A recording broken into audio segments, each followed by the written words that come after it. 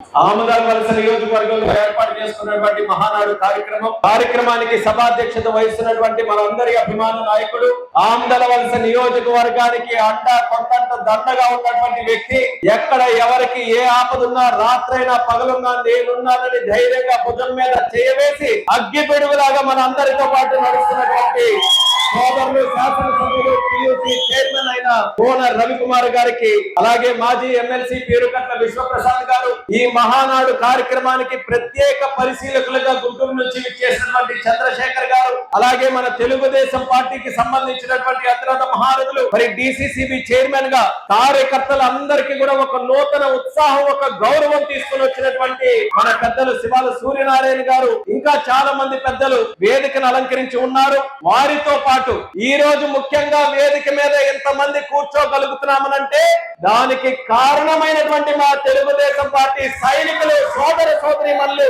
ఆడపడుచులు, యువకులు, రైతులు అందరికీ కూడా మరొక్కసారి నా హృదయపూర్వకమైనటువంటి నమస్కారాలు తెలియజేసుకుంటున్నాను. ఆమదాల వలస మున్సిపాలిటీ రూరల్ మండలం మన సరుబుజ్జిలి, బూర్జ, పుందూరు మండలం నుంచి కథలు వచ్చినటువంటి ప్రతి ఒక్కరికి కూడా ఈ శుభమైనటువంటి మహానాడు కార్యక్రమం ద్వారా మరొక్కసారి నా శుభాభినందనలు మీ అందరికీ తెలియజేస్తున్నాను. పాత్రికేయ మిత్రులకు కూడా ప్రత్యేకమైనటువంటి నమస్కారాలు. చాలా ఆనందంగా ఉంది. అన్న చెప్పినట్టు ఆమదాల వలస నియోజకవర్గంలో చాలా రోజుల నుంచి కార్యక్రమానికి హాజరు కాలేకపోయినా నా మనసులో ఉండింది, ఇలా అందరూ కలుసుకునే ఒక కార్యక్రమంలో నేను కూడా హాజరవ్వాలని. 3 రోజుల క్రితం నాకు తెలిసింది ఈ యొక్క 21వ తేదీన ఇక్కడ మహానాడు కార్యక్రమం పెట్టారని. ఒక పక్కన ఆనందం, మహానాడు జరుగుతుంది ఆమదాల వలసలో అని, మరొక పక్కన బాధ. ప్రతి బుధవారం కూడా మన ప్రధానమంత్రి నరేంద్ర మోదీ గారు కేబినెట్ మినిస్టర్లతో కేబినెట్ పెడతారు. అయ్యో ఇలా చిక్కుకున్నామని నాలో నేనే తపనపడ్డాను. అయినా నా అదృష్టము మిమ్మల్ని అందరినీ కలుసుకోవడానికి ఆ దేవుడే ప్రత్యక్షంగా ఇచ్చినటువంటి వరము.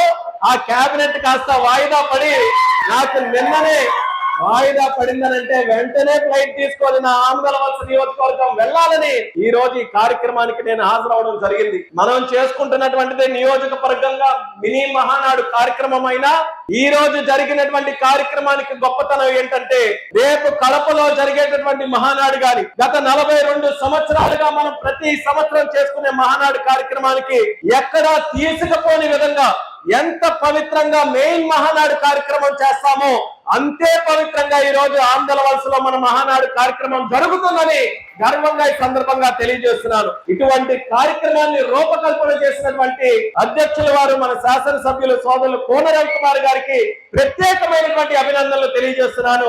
అలాగే విజయవంతం చేసినటువంటి కార్యకర్తలందరికీ కూడా ప్రత్యేకమైనటువంటి వందనాలు. ఎందుకనంటే మినీ మహానాడు అంటే కొన్ని విషయాలు మనం చర్చిస్తాం, కొంతసేపు మనం అందరం కూర్చుంటాం, కొన్ని ఫోటోలు తీసుకుంటాం. చంద్రబాబు నాయుడు గారికి ఆ నియోజకవర్గం మహానాడు అయిపోయిందని పంపిస్తాం. కానీ అన్న అయితే అలా విడిచిపెట్టే రకం కాదు. ఈ రోజు మనం అందరం కూడా గ్రామాల నుంచి, ఇంటింటి నుంచి కార్యకర్తలు కదిలి వస్తున్నారనంటే ఆ శక్తికి ప్రతిరూపంగా ఏదో ఒక అవుట్పుట్ ఉండాలి. అందరం కూడా రాష్ట్రంలో ఏం జరుగుతుంది, ప్రభుత్వంలో ఏం జరుగుతుంది, మన నాయకత్వం ఏ రకంగా దిశ నిర్దేశం చేస్తుంది, మన ఆమదాల వలసలో మనం ఏ రకమైనటువంటి వ్యూహంతో ముందుకు నడుస్తున్నామనేది ప్రతి కార్యకర్తకి పోసగుచ్చినట్టుగా అందరికీ కూడా తెలియజేసే విధంగా ఇంత గొప్పగా ఈ మహానాడు కార్యక్రమం జరగడం మన ప్రభుత్వం మీద ఆమదాల వలస నియోజకవర్గం కార్యకర్తలకి ఉన్నటువంటి నమ్మకానికి, అలాగే మన తాలూకా పార్టీ మీద ఉన్నటువంటి నమ్మకానికి, అలాగే మన నాయకత్వం అన్న కోన రవికుమార్ గారి మీద ఉన్నటువంటి నమ్మకానికి ఒక శుభ సూచకమైన కార్యక్రమాన్ని కూడా తెలియజేస్తున్నారు. ఎన్ని రోజులు అయిపోయినా, ఎన్ని సంవత్సరాలు అయిపోయినా ఆమదాల వలసలో కోన రవికుమార్ గారి మీద ఉన్నటువంటి అభిమానాన్ని ఎంతమంది ఎన్ని రకాలుగా మాట్లాడినా ఏ ఒక్కరు కూడా చెప్పు చెదరలేవలేరు అనేది కూడా ఈ సభాముఖంగా తెలియజేసుకుంటున్నాను. అటువంటిది మీ అందరి తాలూకు అభిమానంతో ఈ రోజు రాష్ట్రంలో, జిల్లాలో, ఆమదాల వలస నియోజకవర్గంలో మనం అనుకున్నటువంటి విధంగా కూటమి ప్రభుత్వాన్ని, తెలుగుదేశాన్ని మనం గెలిపించుకున్నాం. చిన్న విషయం కాదు ఆమదాల వలసలో గెలవడం. ఆమదాల వలసలో ఇండిపెండెన్స్ నుంచి, స్వాతంత్రం వచ్చి నుంచి మీరందరూ కూడా చూడండి, ఏ ఎలక్షన్ జరిగినా రాష్ట్రంలో మాత్రం చాలా గాలులు వీచాయి. కొన్ని సందర్భాల్లో తెలుగుదేశం గెలిచింది, కొన్ని సందర్భాల్లో కాంగ్రెస్ గెలిచింది. కానీ ఎప్పుడు ఏ పార్టీ ఎంత గాలి మీద గెలిచినా ఆమదాల వలసలో 5-6 వేలు కంటే ఎవరికి కూడా మెజారిటీ ఎప్పుడు కూడా రాలేదు. మిగతా నియోజకవర్గాలు చూస్తే ఒక పక్కన గాలంతా ఒకే వైపు. మన జిల్లాలోనే మిగతా నియోజకవర్గాలు చూస్తే 10,000, 15,000, 20,000, 30,000 వచ్చినటువంటిది ఉంది. కానీ ఆమ్దల వలస మాత్రం ఒక టగ్ ఆఫ్ వార్ లాగా ఇటు లాగితే అటు లాగినట్టు, ఇటు ఎంతమంది ఉంటే అటు అంతమందే ఉన్నామంటూ, ఇటు సై అంటే అటు సై అన్నట్టు 5,000కి దాటి ఎవరికి కూడా వచ్చేది కాదు. కానీ మొట్టమొదటిసారి చరిత్ర తిరగరాసే విధంగా 5 కావాలా, 10 కావాలా, 15, 20, 30, 35 అన్న మీద 35,000 మెజారిటీతో చరిత్రలో ఆంధ్ర వలస నియోజకవర్గం ఎల్లప్పుడూ కూడా లిఖించబడి ఉండే విధంగా 35,000 మెజారిటీతో మీరందరూ కూడా గెలిపించారనంటే దానికి కష్టపడి పనిచేసినటువంటి ప్రతి కార్యకర్త కూడా పాదాభివందన ఈ వేదిక ద్వారా తెలియజేసుకుంటున్నాను.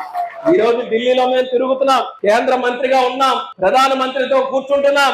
ఇవన్నీ కూడా మాకు ఈ రోజు అవకాశం దక్కిందనంటే మొన్న ఎన్నికలకు ముందు అప్పుడున్నటువంటి రాక్షస ప్రభుత్వం, కక్ష సాధించే ప్రభుత్వం మిమ్మల్ని అందరినీ కూడా గ్రామాల్లో పట్టి పీడిస్తున్నప్పటికీ కూడా మా జెండా తెలుగుదేశం, మా ఎజెండా తెలుగుదేశం, మా నాయకుడు నారా చంద్రబాబు నాయుడు గారు, మా రంగు పసుపు, మా కండువా పసుపే అని చెప్పి ఆ రోజు మీరందరూ గ్రామాల్లో పోరాడి ఉండకపోతే మేము ఈ రోజు విమానయాన శాఖ మంత్రులుగాను మోదీ గారి చుట్టూ తిరిగే అవకాశం మాకెక్కడా కూడా ఉండదు.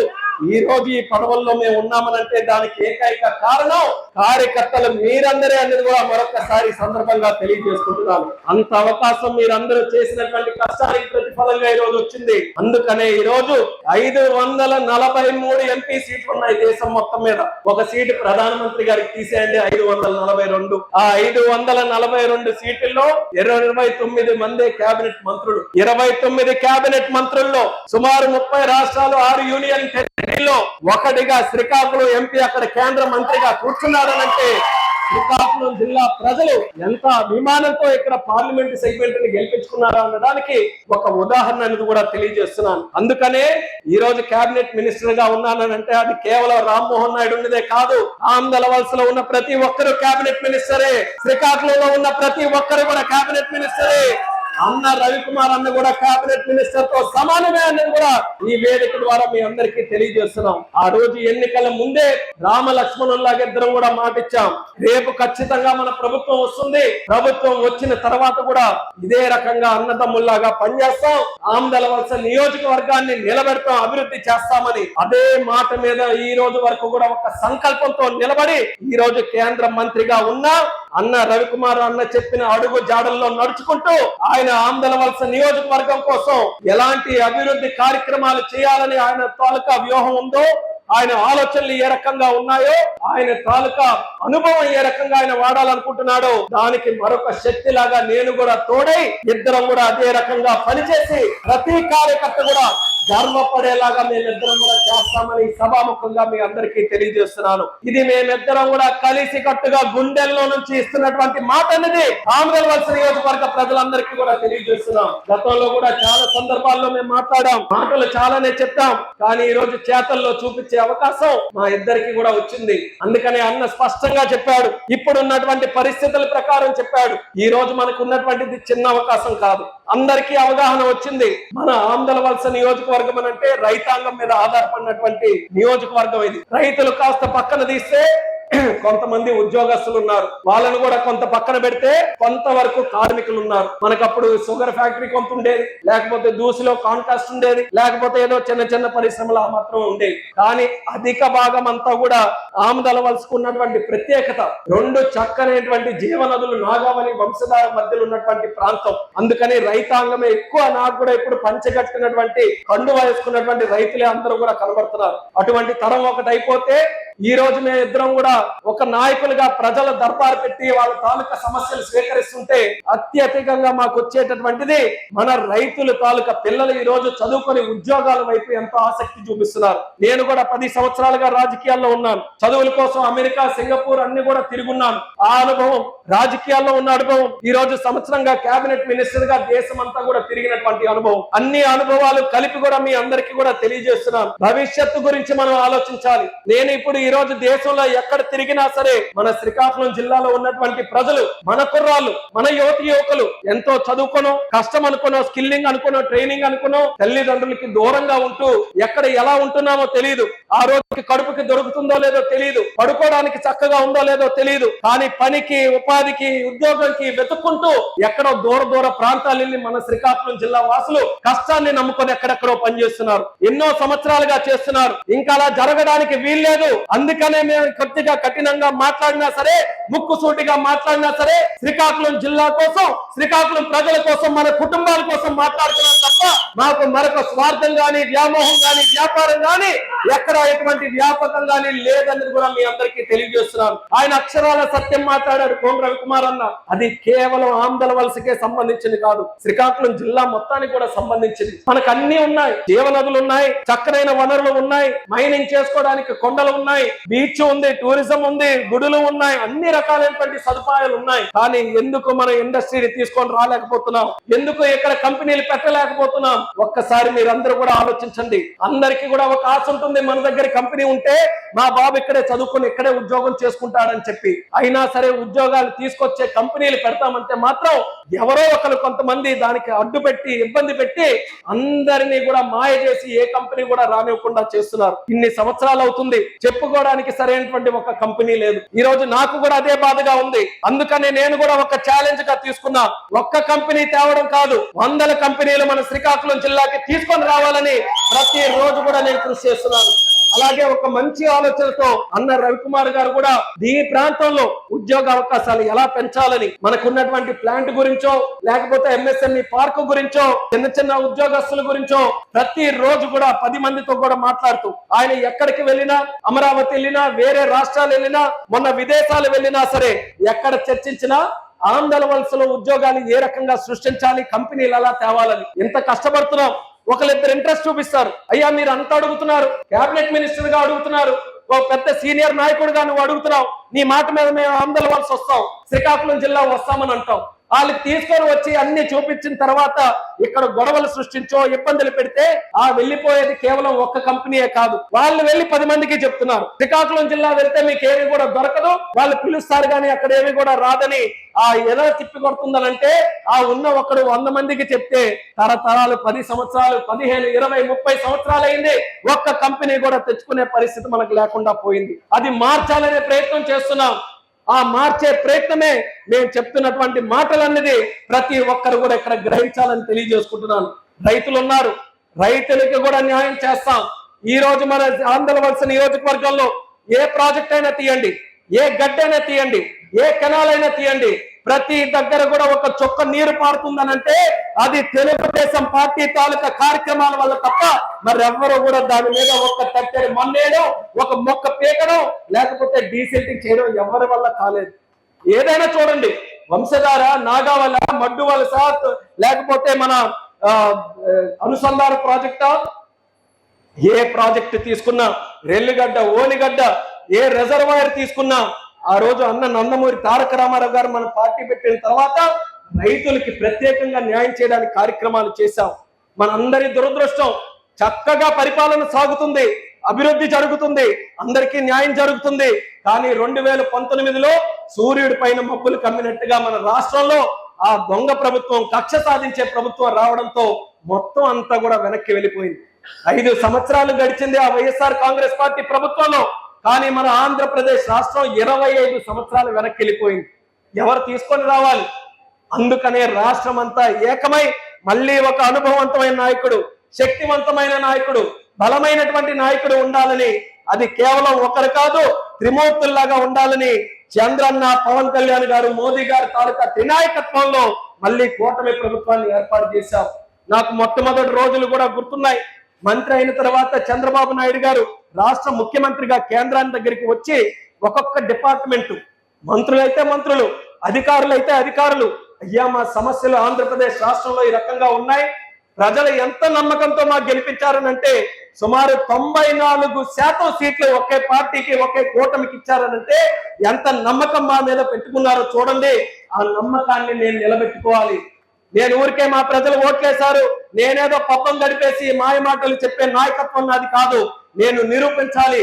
రాష్ట్రంలో మళ్ళీ నేను ఇచ్చిన హామీలు నిలబెట్టుకోవాలని కేంద్రంలో ఆఫీసులన్నీ కూడా తిరుగుతూ ఒక్కొక్కరికి ఒక్కొక్క అర్జీ ఇస్తే తిరిగి కేంద్ర ప్రభుత్వంలోని అధికారులు అందరూ కూడా ముఖ్యమంత్రికి అర్జీ ఇచ్చేవారు.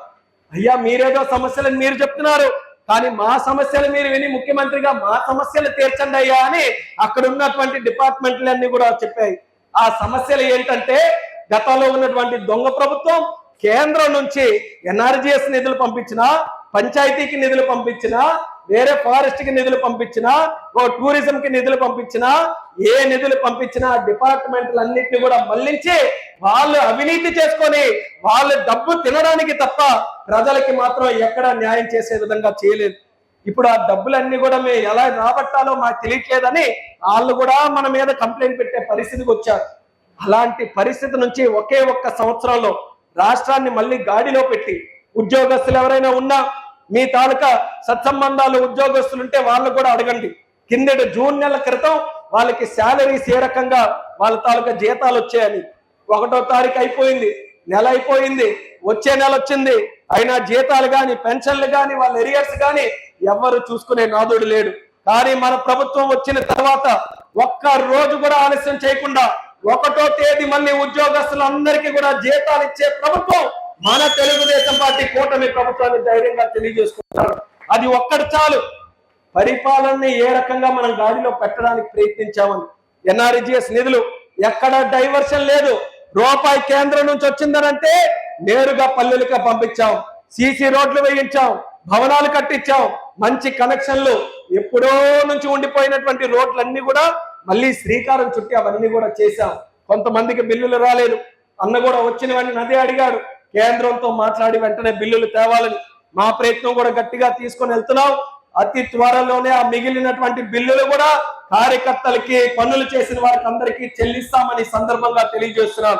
అది అవడమే కాదు, అది అయిన వెంటనే వచ్చే పనులు కూడా మళ్ళీ వెంటనే మొదలుపెట్టి మీకు నిరంతరం మీ గ్రామాల్లో పనులు చేసే కార్యక్రమాల్లో మీకు నిమగ్నమై చేయిస్తామని కూడా కార్యకర్తలందరికీ తెలియజేస్తున్నాం.